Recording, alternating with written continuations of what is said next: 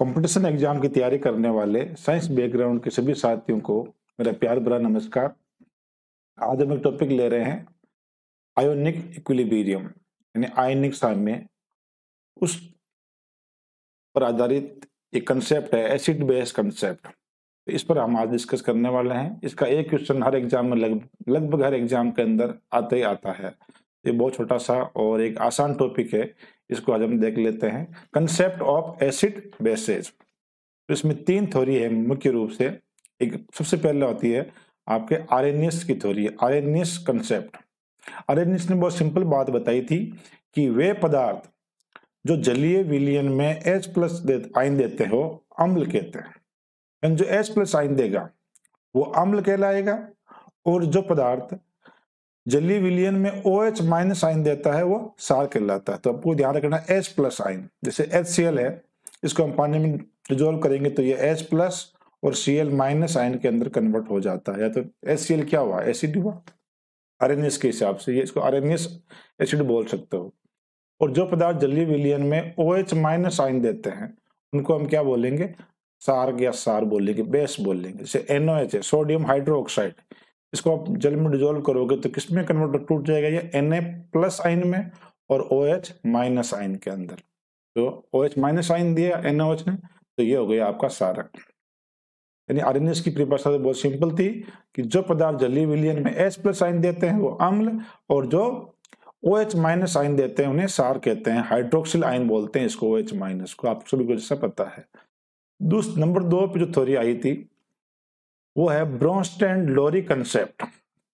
इसको थोड़ा बहुत समझना पड़ेगा, ये बहुत ही इंपॉर्टेंट टॉपिक है।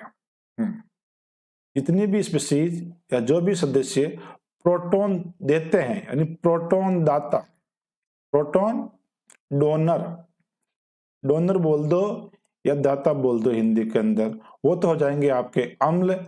और जो प्रोटॉन ग्रहण करते हैं यानी एक्सेप्टर, प्रोटॉन एक्सेप्टर जितनी भी स्पीशीज होगी वो आपके हो जाएगी क्षार यानी बेस। ठीक है, बात रही प्रोटॉन क्या चीज है।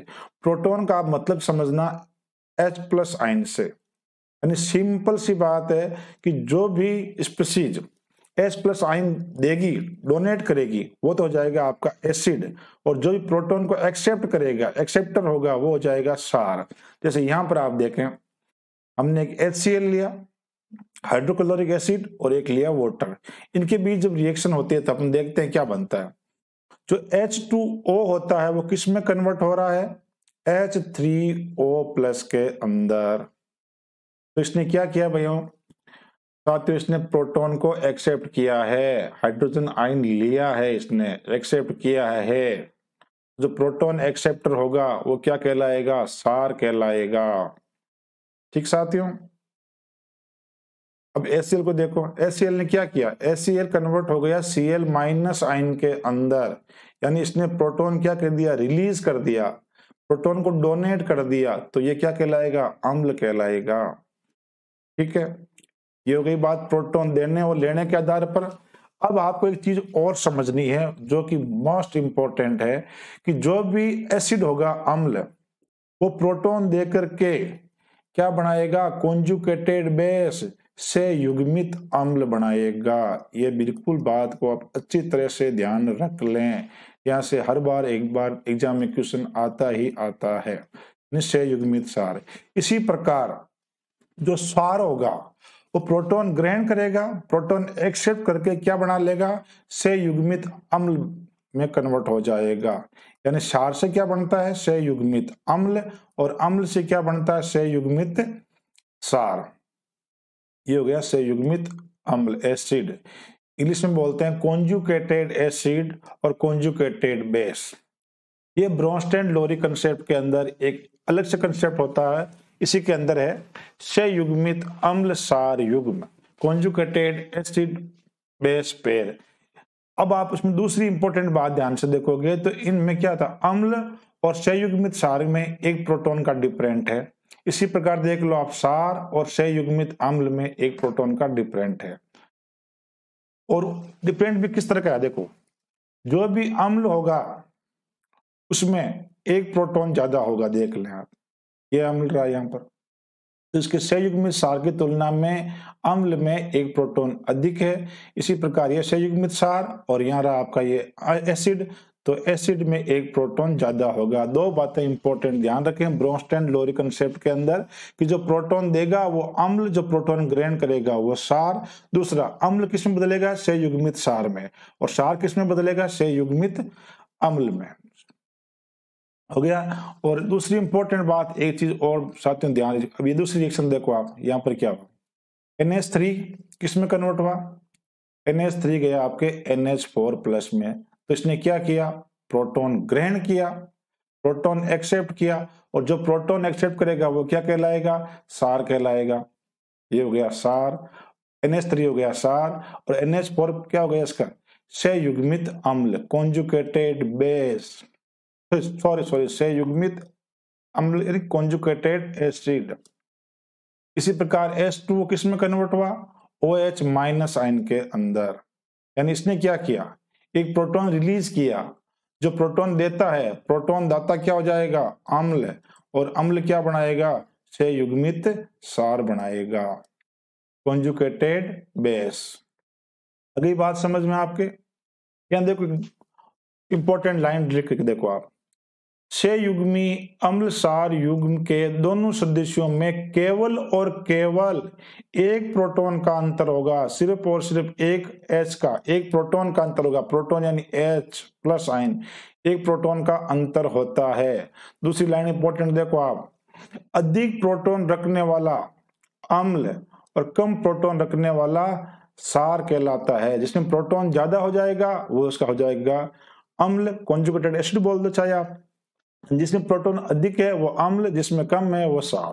जैसे यहाँ देखो NH3 और NH4+ में से देखो आप, किसमें प्रोटॉन ज्यादा है? NH4+ में प्रोटॉन ज्यादा है, तो NH4+ क्या हो गया? अम्ल हो गया, जिसमें कम हो गया आपका सार। एक साथियों बात, इंपॉर्टेंट बात और ध्यान रखें आप में कि जो भी सार होगा, अगर सार प्रबल है, स्ट्रॉन्ग बेस है, तो प्रबल सार का जो सहयुग्मित अम्ल बनेगा वो क्या होगा? दुर्बल होगा। ठीक है, उल्टा कर दो इसको, अगर सार दुर्बल है तो दुर्बल सार का सहयुग्मित अम्ल क्या होगा? प्रबल होगा। ये ध्यान रखना है, प्रबल अम्ल का सहयुग्मित सार दुर्बल होगा, दुर्बल अम्ल का सहयुग्मित सार प्रबल होगा। ठीक है, उल्टा होता है, वाइस वर्सा, ध्यान रखें। और एक प्रोटॉन का डिफरेंट होता है, ये बात ध्यान रखें। अधिक प्रोटॉन किसमें होगा? एसिड के अंदर, कम किसमें होगा? बेस के अंदर। अब देखो एक इंपॉर्टेंट क्वेश्चन है NCERT का, इसको आप ध्यान से देख लें। ये हमारे को स्पीशीज दे रखी है, 4 स्पीशीज दे रखी है। पूछा क्या गया है? सहयुग्मित अम्ल। तो आप सभी साथियों को पता है कि सहयुग्मित अम्ल में क्या होगा? एक प्रोटॉन ज्यादा होगा, तो H2O से क्या हो जाएगा? H3O+, और जब हाइड्रोजन ऐड होगा प्रोटॉन तो प्लस चार्ज आएगा, और जाएगा तो माइनस चार्ज देके जाएगा। HCO3 माइनस है, एक प्रोटॉन आएगा तो क्या बन जाएगा? H2CO3, एक प्रोटॉन एक्स्ट्रा करते जाओ। HSO4 माइनस है, चार्ज कैंसिल आउट हो गया। H2SO4 क्या बन गया? Conjugated acid. NH3 किस में कन्वर्ट हो जाएगा? NH4+ के अंदर। ये हो गया इनका सहयुग्मित एसिड, हो गया इन स्पीशीज का। ठीक साथियों, अब अगर पूछ ले सहयुग्मित सार कॉन्जुगेटेड बेस बताइए, तो उसमें हमें क्या करना पड़ेगा? एक प्रोटॉन कम कर देंगे। सहयुग्मित सार कौन बनाएगा? जो अम्ल होगा वो सहयुग्मित सार बनाएगा, और अम्ल की नेचर क्या होता है? प्रोटॉन डोनर का, प्रोटॉन देने का। और जैसे भी एक प्रोटॉन कम करना है, सहयुग्मित सार बनाना है, तो H2 से क्या बन जाएगा? OH- आयन गया प्रोटॉन, यहां से माइनस चार्ज छोड़ के गया। HCO3 एक प्रोटॉन और निकाल दो तो क्या बन जाएगा? CO3-2 carbonate ion. HSO4 minus है, इसका सहयुग्मी सार क्या बनेगा साथियों? एक प्रोटॉन रिलीज कर दो यहां से, तो क्या बन जाएगा? SO4-2। NH3 से एक प्रोटॉन निकाल देंगे तो उसका सहयुग्मी सार क्या बनेगा? NH2-। ये एक इंपॉर्टेंट क्वेश्चन रहने वाला है, इसको आप ध्यान से देख लेना। अब हम आगे चलते हैं। आगे क्या आया? लुईस कंसेप्ट आया है। इसको भी, ये भी बहुत इंपॉर्टेंट रहने वाला है, इसको भी ध्यान से देख लेना। लुईस ने अपने कंसेप्ट में क्या बताया था, वे सदस्य जो इलेक्ट्रॉन युग्म ग्रहण करते हैं, देखो यहाँ इलेक्ट्रॉन युग्म था, ब्रोंस्टेड ने क्या बोला था कि जो प्रोटॉन ग्रहण करता है वो क्या कहलाता है, क्षार कहलाता है, लेकिन यहाँ इलेक्ट्रॉन युग्म ग्रहण करने वाला क्या कहलाएगा, लुईस अम्ल। तो प्लीज आप कंफ्यूज ना होवे, अच्छी तरह से देख लें।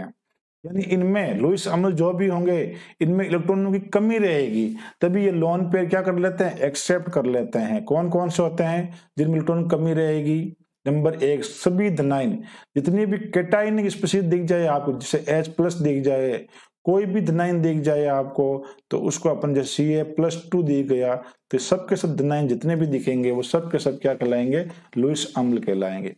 दूसरा इंपॉर्टेंट पॉइंट ध्यान रखें, अपूर्ण अष्टक, इनकम्प्लीट ऑक्टेंट जोड़े अणु, जैसे बोरॉन का कोई भी ले लो आप, Bf3 ले लो, BH3 ले लो, BCl3 हो जाओ, कोई भी बोरॉन की कोई भी अणु होगा वो लुईस अम्ल ही होगा।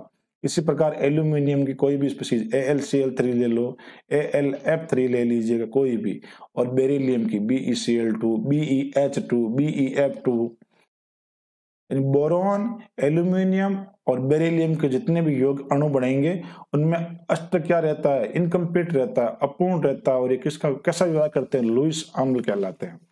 इसी प्रकार खाली यानी रिक्त डी कक्षक रखने वाले अणु, जिनमें रिक्त डी कक्षक होता है, वैसे संक्रमण धातुओं का एग्जाम्पल है FeCl3 और ZnCl2, SiCl4, विशेष ध्यान रखें इसके अंदर क्या होता है, रिक्त डी कक्षक होता है, इसलिए इलेक्ट्रॉन युग्म ग्रहण कर लेता है। हालांकि इसका SiCl4 का ऑक्टेंट तो कंप्लीट है, लेकिन इसमें रिक्त डी कक्षक होने के कारण ये एक्सेप्ट कर लेता है लोन पेयर।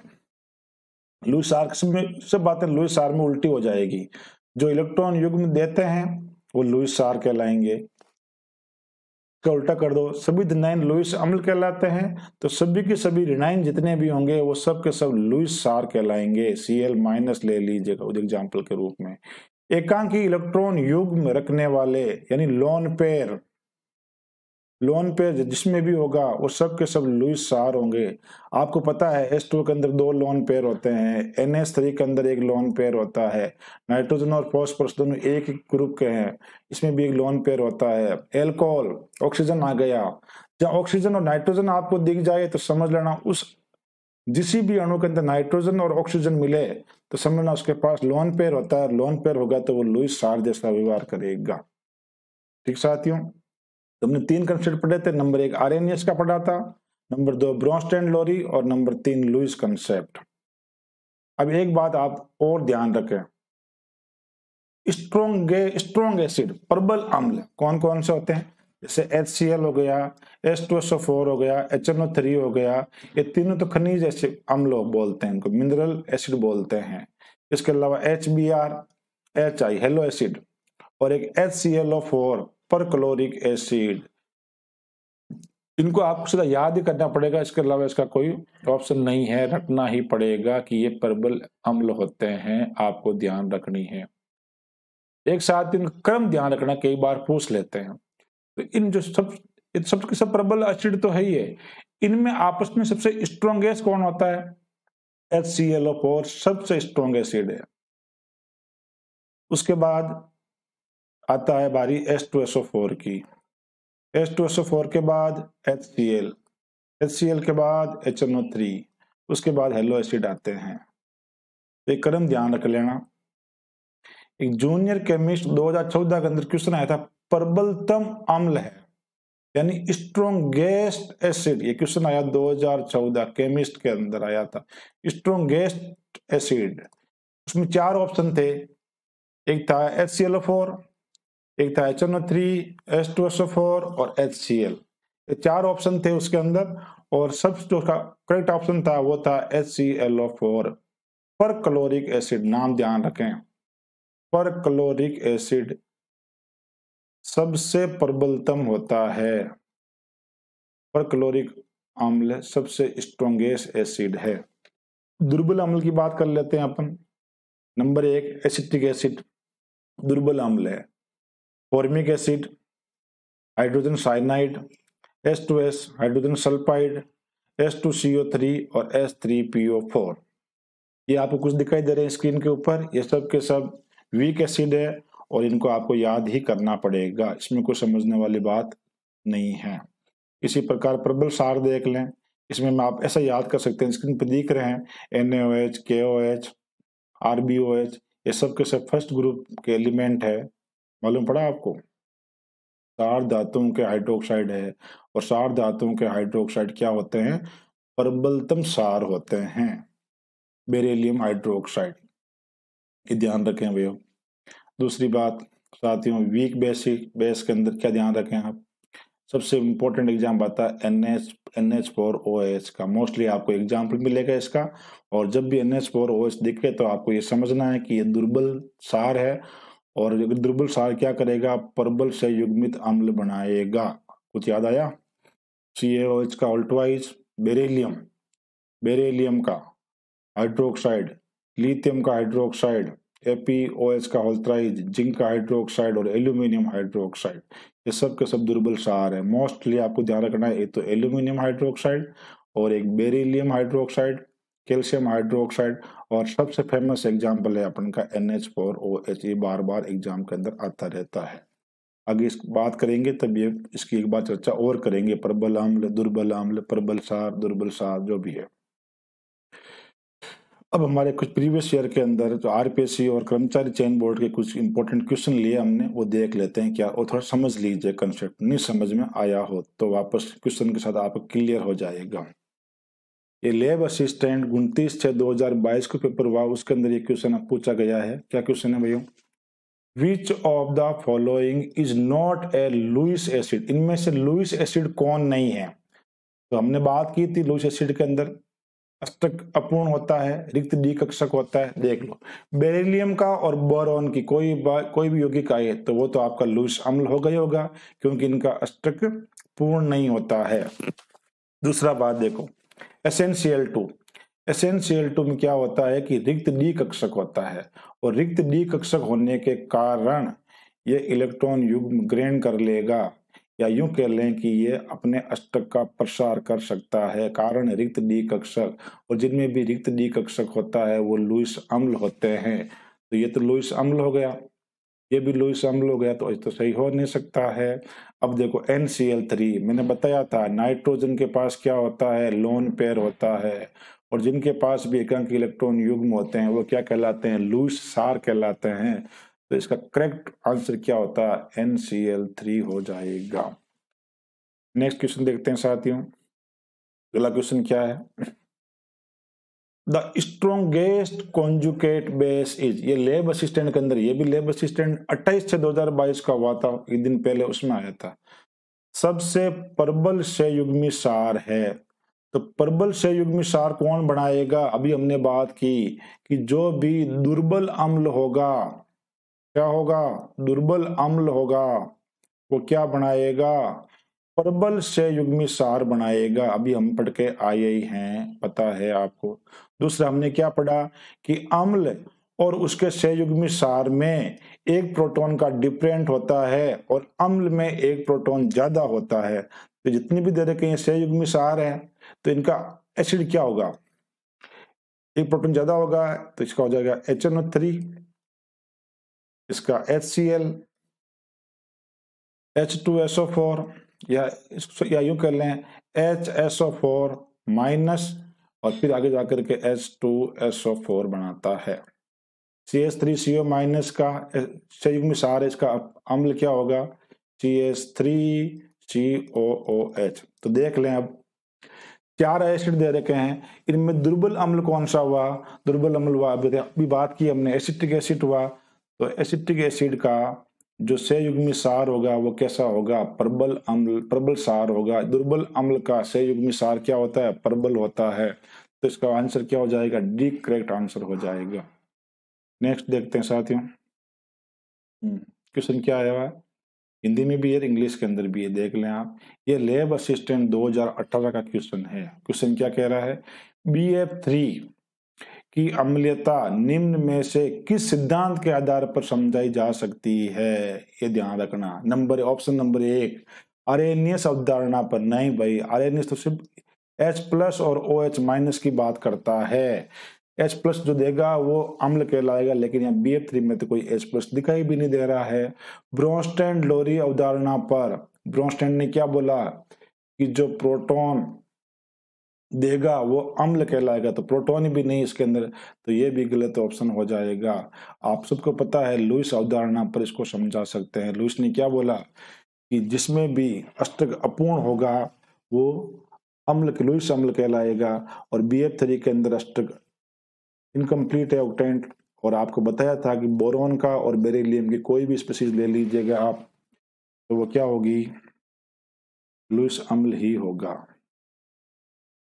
ये GWD ground water department junior chemist 2024 के अंदर अभी हाल लेटेस्ट क्वेश्चन आया हुआ है। क्वेश्चन क्या देखो, निम्नलिखित में से कौन सा ब्रोंस्टेड सार है। ब्रोंस्टेड के आधार पर लोरी, ब्रोंस्टेड लोरी कंसेप्ट पढ़ा था हमने, उस आधार पर बताया गया ब्रोंस्टेड सार कौन सा होगा। ब्रोंस्टेड सार होता कौन सा है, पहले तो ये पता होना चाहिए अपन को कि जो भी प्रोटॉन यानी H+ ग्रहण करेगा वो क्या कहलाएगा, ब्रोंस्टेड सार कहलाएगा।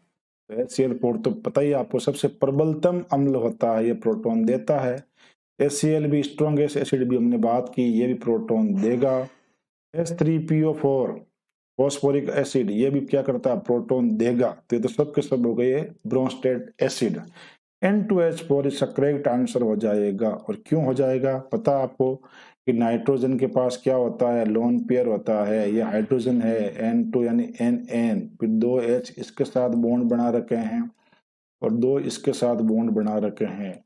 और हमने बताया था कि नाइट्रोजन के पास क्या होता है, एक लोन पेयर होता है, और जिसके पास भी लोन पेयर होगा वो तो क्या कहलाएगा, सार होगा। तो क्या इनमें से कौन सा ब्रोंस्टेड सार है, तो N2HO4 ब्रोंस्टेड सार भी है और लुईस सार भी है। ध्यान रखें सारी प्रवृत्ति का होगा। वैसे आपको पता है ये तीनों आपको सामने दिख रहा है एसिड है, ये दो तो आपके स्ट्रॉन्गेस्ट एसिड है और एक H3PO हमने वीक एसिड के अंदर पढ़ा था। नेक्स्ट देखें, निम्नलिखित में से लुईस अम्ल कौन सा है। ये कब आया था, ग्राउंड वाटर डिपार्टमेंट 2024 का क्वेश्चन है। ये भी साथ में, कितना आसान क्वेश्चन था। लुईस अम्ल, लुईस अम्ल किस आधार बताएंगे, देखो नाइट्रोजन के पास तो क्या होता है, लोन पेयर होता है, तो ये तो क्या हो गया, लुईस सार हो गया। PS3 के पास भी लोन पेयर होता है, क्योंकि नाइट्रोजन और फॉस्फोरस तो एक ही ग्रुप के अंदर आते हैं, तो ये भी क्या हो गया, लुईस सार हो गया। तो एक नंबर ऑप्शन भी कट गया और 2 नंबर भी कट गया। ये देखो बोरोन की स्पीशीज आ गई है, BCH3 का होल थ्राइज, अभी हमने बात की थी। बोरोन के कोई भी स्पीशीज ले लो, चाहे BH3 ले लो, चाहे BCl3 ले लो, चाहे BCH3 का होल थ्राइज ले लो, ये क्या होगा, लुईस अम्ल ही होगा। अपना ऑप्शन 3 नंबर करेक्ट हो जाएगा। ये सार धातु का हाइड्राइड है जो कि सारीय प्रवृत्ति का होता है साथियों, ध्यान रखें। अगला क्वेश्चन क्या है तो देखते हैं। हाँ बहुत अच्छा क्वेश्चन है, ground water department junior chemistry 2024 का क्वेश्चन है। दी गई अभिक्रिया में एक रिएक्शन दे रखी है अपन को आयनिक इक्विलिब्रियम की, ध्यान से देखना रिएक्शन को। ये OH- था, ये किस में कन्वर्ट हुआ, ध्यान से देख लो किस में गया, ये गया भाई H2O के अंदर।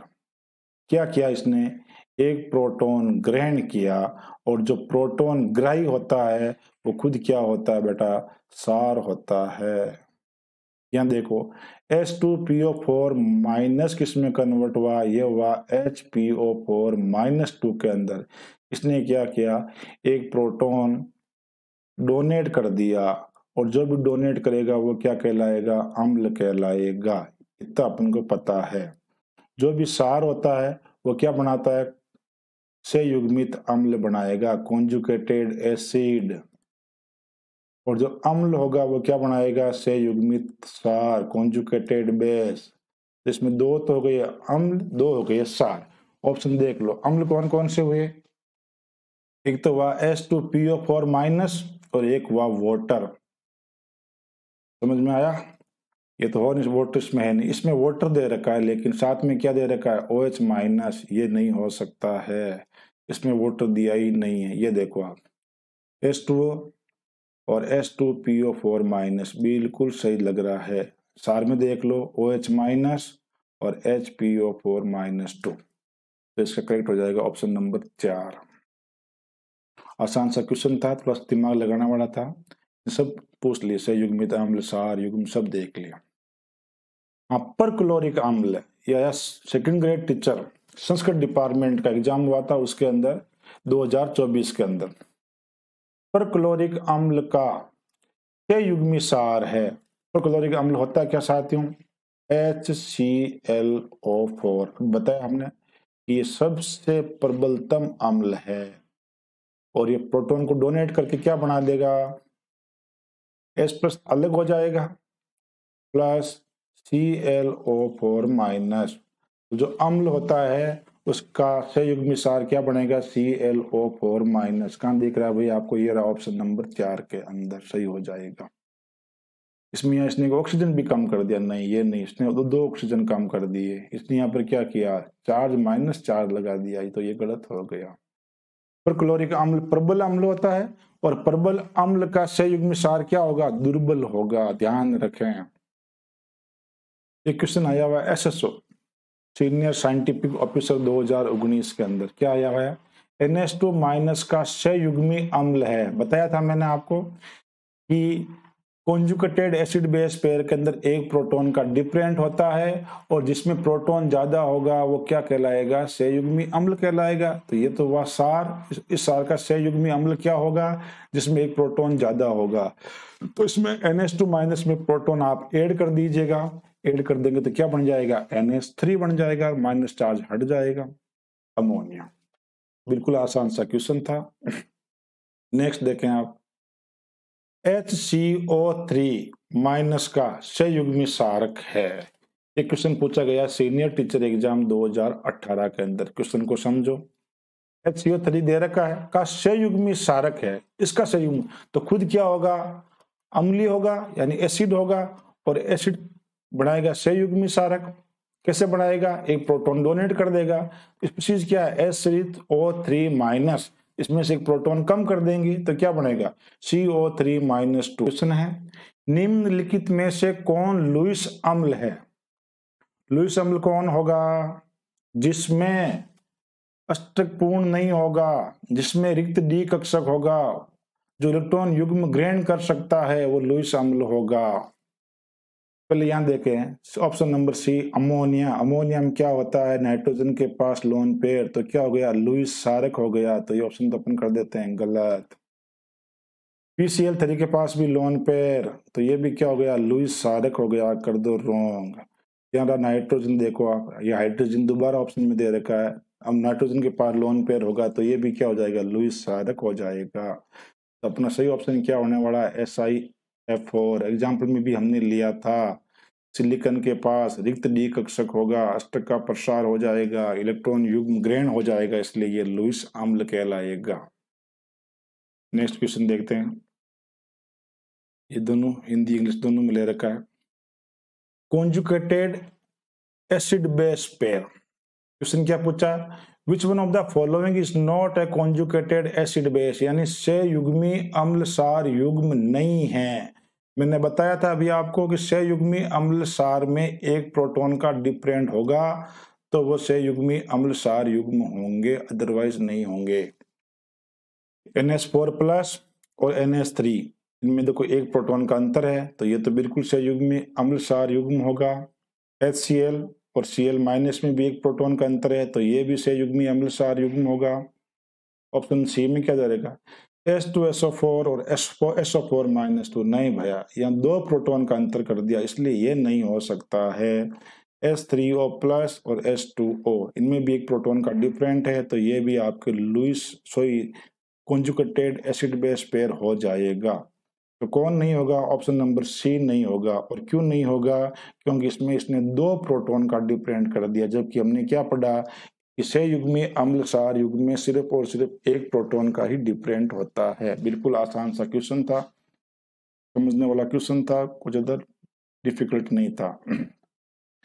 ये मैंने सिर्फ केमिस्ट 2015 के अंदर आया हुआ है, ये मैंने इसमें इसको ले लिया कि अपन समझ सकते हैं क्या क्वेश्चन है, which of the self ionization. हालांकि टॉपिक तो किसका है, सेल्फ आयनाइजेशन का, रिएक्शन का है, लेकिन हमारे यहाँ काम का है कि हम समझ सकते हैं। देखो of the following solvent is not correct, इनमें क्या एक रिएक्शन दे रखी है वो गलत दे रखी है, तो फिर सही की पहचान कर लेते हैं, सही कौन कौन सी है। हिंदी में पढ़ लो। निम्नलिखित विलायकों की स्वतः आयनन अभिक्रियाओं में से कौन सी अभिक्रिया सही नहीं है।